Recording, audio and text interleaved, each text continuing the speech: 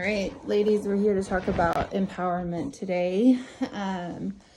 Self-empowerment and being a woman, what that means.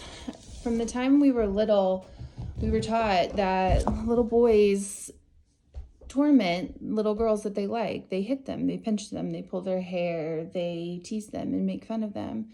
So from a very young age, we've been conditioned that love is abuse, basically. That in order to show love to somebody, you tease them, you abuse them, and that's not healthy and it's not right. Love is not abusive. Love doesn't tear down, it uplifts. It uses its words to heal and to empower, not to take away. So we're going to talk about some full and complete sentences that we might not have learned as children, especially as little girls, that it's okay to say. And we need not only to know this for ourselves, but for our babies. 1, you interrupted me. 2, I'm not finished talking. 3, that isn't funny. 4, I already know that. 5, that won't be necessary. 6, no. 7, stop ignoring what I am saying. 95% of the thoughts that we have, we'll have tomorrow, and we had them yesterday. 95% of what we learned is in our subconscious. We're not even thinking about these thoughts. They just come into our mind. They pop in without our even knowing it. And I know you guys know what I'm talking about when you get stuck in that loop of, I'm not good enough, or I'm never going to be healed. My kids are always going to be sick. My marriage is suffering. My husband is mean. I'm never going to get him to be kind, or whatever those words are, those thoughts that loop in your head. It comes from your subconsciousness. And 95% of our subconsciousness was created when we were little, between the ages of 0 and 6. And so we're basically like a computer program. We're running out of these things that we were taught when we were little, or even not even taught, but maybe just shown. Like, I have the best mother in the whole world. She's the best mom ever. But I learned some stuff from my mom that simply aren't true, and have really caused a lot of strife in my life and in hers, because I remember looking at my mom and just thinking, like, oh my God, she's so amazing. Like, look at her beautiful artwork. I mean, I have it behind me. I have it all around me. She's so creative. Artistically, she's beautiful. I mean, I just remember looking at her and thinking, I'm never going to be as beautiful as her. She's got these big boobs, and I've got these little whatever they are. And she's got this beautiful dark hair, and I had brown hair, and now I have black hair because I dye it. But I learned a lot from her that I wish I wouldn't have. And now it's really fun to see her as a 71-year-old kid, basically, who is taking the time to love herself and spend time with her friends and cherish these moments and travel and have fun. And just, they really don't give a fuck is really the best way to say it. They're authentic to who they are and what they want, and they have each other's back. And it's a really beautiful friendship to watch, friendships. But things that I learned from my mom that I wish I wouldn't is that a great mom sacrifices herself at all costs to maintain a loveless marriage. I think she believed that she wasn't enough, that we needed to have a mother and a father, and that she had to do whatever she had to do and take whatever she had to take to ensure our family stayed together, no matter how abusive or neglectful that was. Second, that I don't have time to foster friendships or create beauty, because my kids and my family come first, and I don't have time for myself. I don't have time to do the things that I love and that bring me life and joy. That would be selfish. And a good mom is not selfish, but always puts her kids above herself and her husband. And lastly, that I've got to shut off my needs and wants for my family, that it doesn't matter what I need and want. It matters that my family's together. And I'll tell you this, and I've told her this, I could feel every single one of these things as a child. And I took them on, and I have friends here today that saw me and witnessed me go through the dark night of the soul.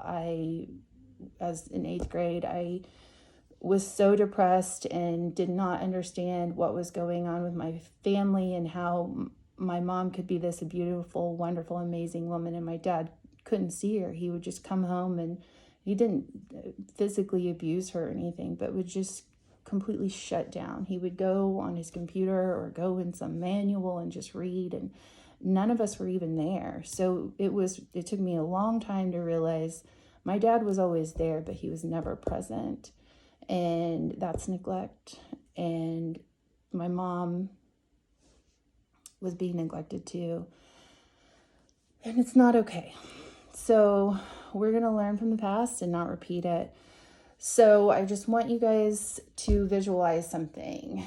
As moms, as caregivers, as just women in general, we have a tendency to pour out. We pour out everything that we have. We're supposed to do our best and give our all. But here's the deal. If you have a cup and you have your little teacup and you're constantly pouring out into other people, your cup is upside down. And I know most of us believe in God and that God is working in us and through us and that all good things come from him. So if our cup is upside down, he cannot pour into our cup. We have to learn to turn our cup upside down, to open up, to receive, to self-care, whatever term you want to call it. You have to be in that receptive mode where your cup is right side up, where God can pour into you and fill up your cup.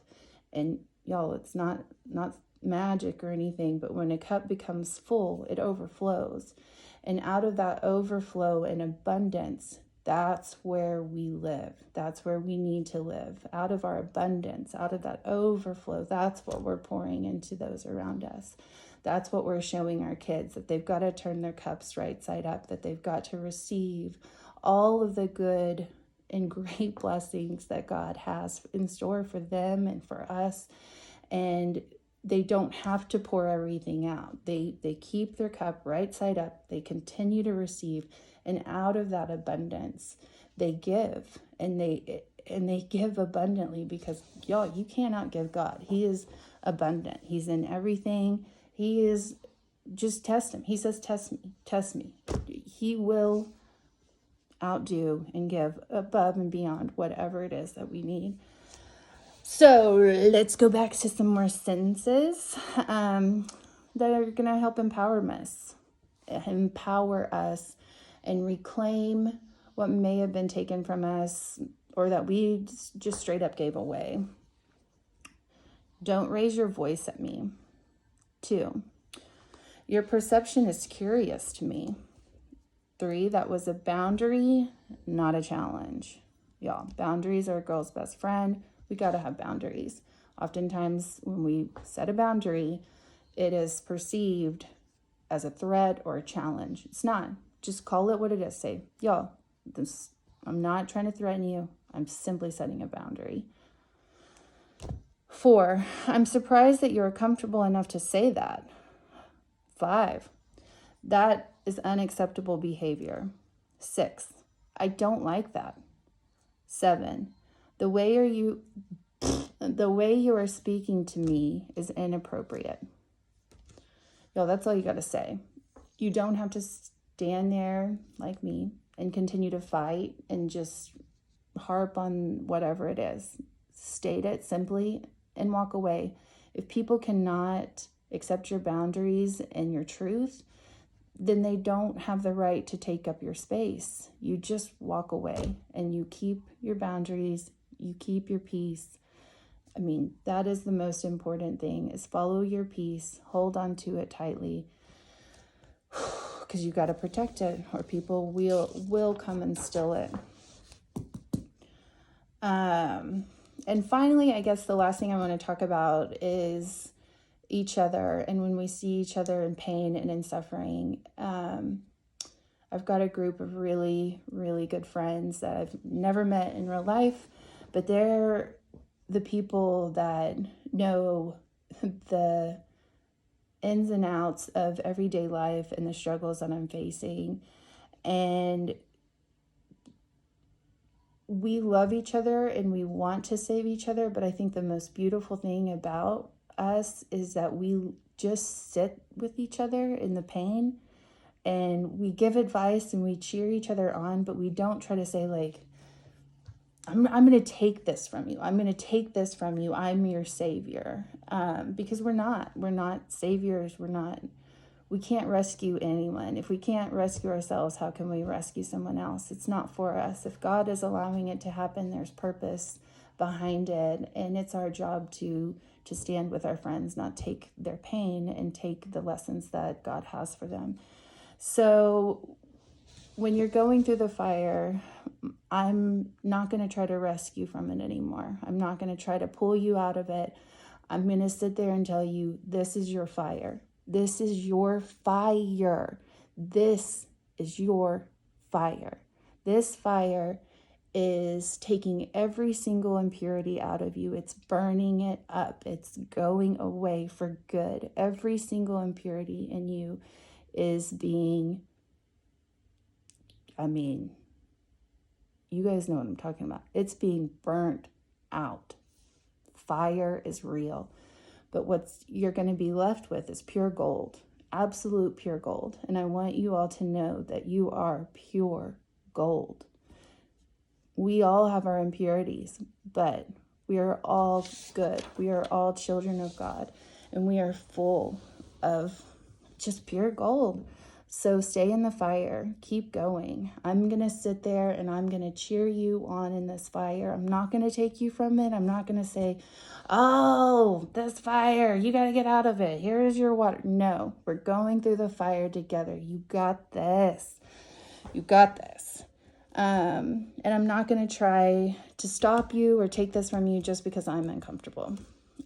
Pain makes me uncomfortable. Other people's pain makes me uncomfortable. My own pain makes me uncomfortable. It's hard for me to talk about. But it's not for me to take away. If it wasn't supposed to be there, God would take it away. It would be gone. So if we're going through the fire, we're there with purpose and intention, and we're cheering each other on and saying, you got this. The fire is coming to an end. This is not forever. It's temporary. I see you. I see your gold. You are so beautiful, girl. You got this. Keep going. Keep fighting. I'm right here with you. Here's some water. Stay in the fire till the fire's gone. I love you. I'm so incredibly thankful for you. I'm thankful that you're here with me today, and just thank you for listening. Thank you for being courageous enough to live your most authentic and real lives, and not being afraid to just call things as they are and be right where we are in the middle of it. We don't have to be happy about it, but we do have to encourage each other and love each other in the midst of these moments, because we will come out better and stronger, more empowered. And that is just like fire. It spreads when one person owns her problems, her fire, her everything. That gives other people permission to do the same, to stop pretending like nothing's happening or that everything's okay, but to really confront whatever it is. It's going to keep coming back until we face it. I love you, girls. Thank you.